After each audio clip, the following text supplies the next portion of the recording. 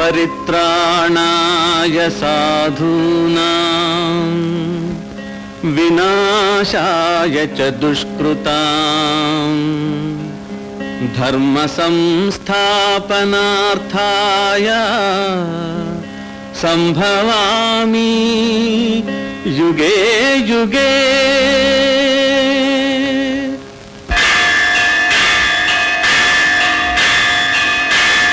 కృతయుగమున రమాహృదయాంతరంగుడౌ లక్ష్మీ నృసింహవో లక్ష్మి నిలయా. త్రేతాయుగమున సీతాత్మరాముడై జడలదాలిచి వెలుగు జానకీశా. ద్వాపరమున దివ్యతత్వముల్ బోధించు వనమాలి శ్రీకృష్ణ వాసుదేవా.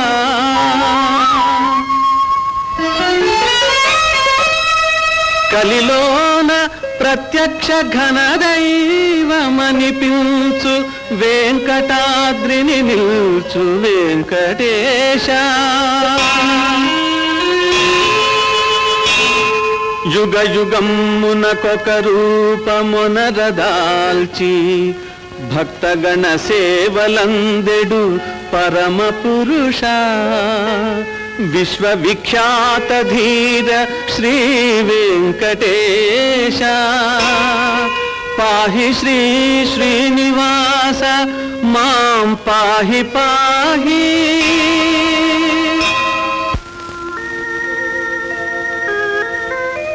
ఏడుకొండలు శ్రీ వెంకటేశ్వరుని నివాసం. అఖిలాండ కోటి బ్రహ్మాండ నాయకుడైన శ్రీమన్నారాయణుడే భక్త సంరక్షణార్థం కలియుగంలో శ్రీ వెంకటేశ్వరుని రూపంలో ప్రత్యక్ష దైవమై తిరుమలగిరిపై వెలిశాడు.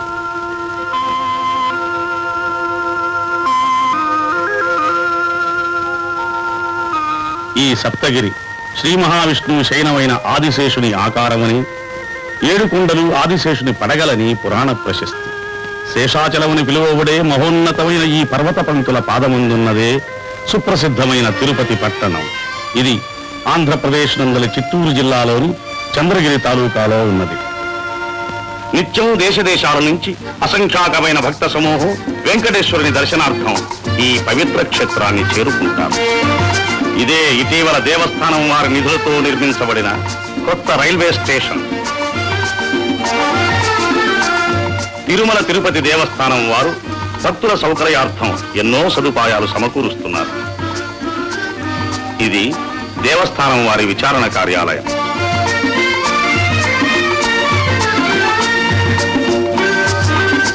ఆ కనిపిస్తున్నవే ఆధునిక సౌకర్యాలతో నిర్మించబడిన ధర్మశాలలు.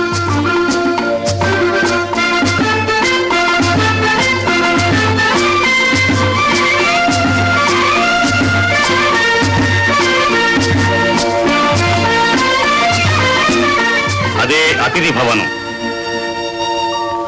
శ్రీ గోవిందరాజస్వామి వారి పుష్కరిణి. ఇది శ్రీమద్ రామానుజాచార్యులచే ప్రతిష్ఠించబడిన గోవిందరాజస్వామి వారి ఆలయ ముఖద్వారం. శిల్పకళా వైభవం ఉట్టిపడుతున్న దశావతార దృశ్యాలు.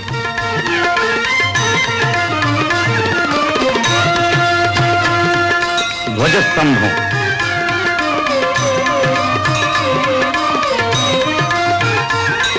శ్రీ కోదండరామాలయ ముఖద్వారం.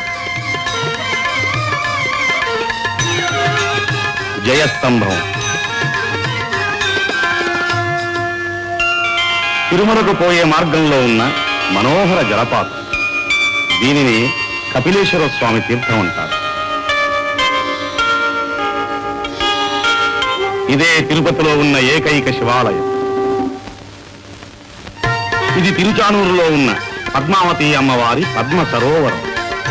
ఈ సరోవరమందల ఒక పద్మమునందే అమ్మవారు ఉద్భవించి పద్మావతి పేరిట స్వామివారికి అర్ధాంగైందని పురాణాలు చెబుతున్నాయి. పద్మావతి అమ్మవారి ఆలయ ముఖద్వారం.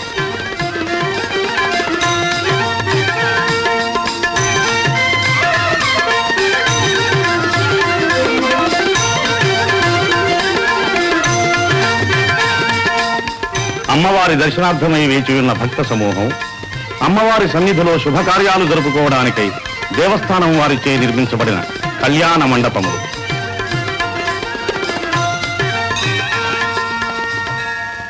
ఇదే చరిత్ర ప్రసిద్ధమైన చంద్రగిరి రాజమహల్, విజయనగర మహారాజుల ఉజ్వల వైభవానికి చిహ్నం. ఈ మహారాజులు స్వామివారికి అనేక కైంకర్యాలు కావించి తరించారు. రాజులు రాజ్యాలు అంతరించిపోయినా నేటికి దేవస్థానం వారు స్వామివారి సేవలని వైభవంగా జరిపిస్తున్నారు. ఇదే దేవస్థానం వారి కార్యాలయం. నిత్యం స్వామివారికి కైంకర్యం కావించబడే ద్రవ్యం అనేక ప్రజా సంక్షేమ కార్యాలకై వినియోగించబడుతోంది. దేవస్థానం వారు నిర్వహిస్తున్న వివిధ విద్యా సంస్థలు, ధర్మ సంస్థలు శ్రీ వెంకటేశ్వర బాలమందిర్, ఓరియంటల్ కాలేజీ,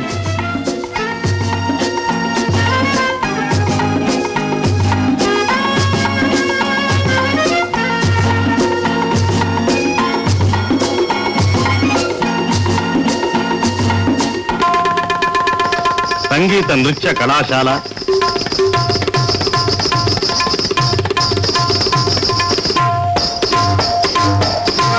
పద్మావతి బాలికోన్నత పాఠశాల, పద్మావతి కళాశాల, శ్రీ వెంకటేశ్వర విశ్వవిద్యాలయం,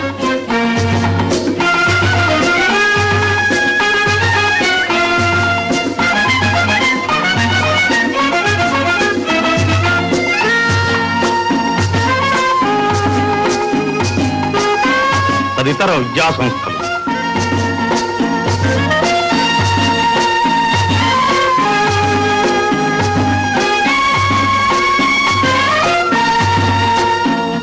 స్వామివారి క్షీరాభిషేకానికి, నిత్య నైవేద్యానికి అవసరమయ్యే స్వచ్ఛమైన పాలు, పెరుగు, వెన్న, నెయ్యి సమకూర్చడం కోసం దేవస్థానం వారిచే పోషింపబడుతూ దినదినాభివృద్ధి పొందుతున్న పశు సంపద తిరుమల తిరుపతి దేవస్థానం వారి ప్రెస్.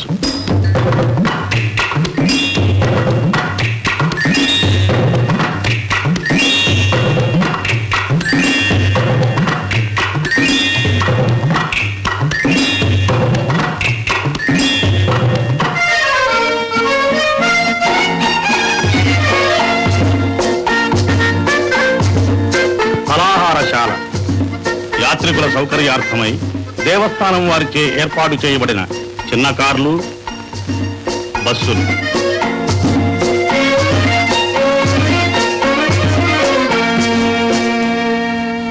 ఇదే చుక్కల పర్వతం, తిరుమల యాత్రలో మొట్టమొదటి పర్వతం.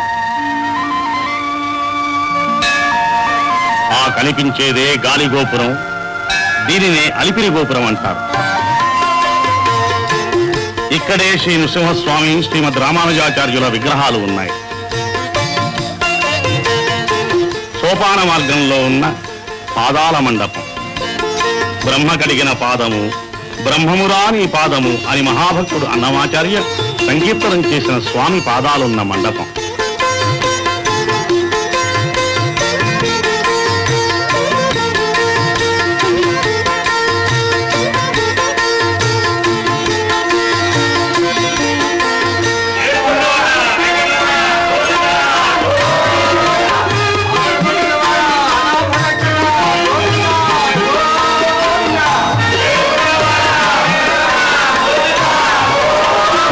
గోవిందనామస్మరణతో సోపాన మార్గాన తిరుమలగిరి మెట్లెక్కుతున్న భక్త సందోహం.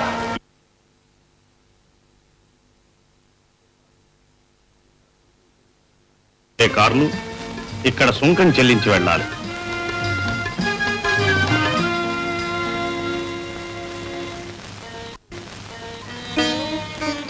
తిరుమలకు వాహనాలపై పోయే భక్తులు యాత్ర నిర్విఘ్నంగా కొనసాగటం కోసం మార్గమధ్యంలో ఉన్న గణపతిని దర్శించి వెడతారు.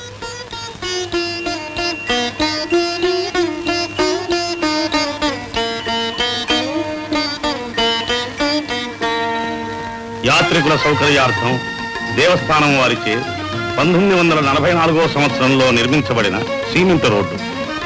దీనినే మొదటి ఘాట్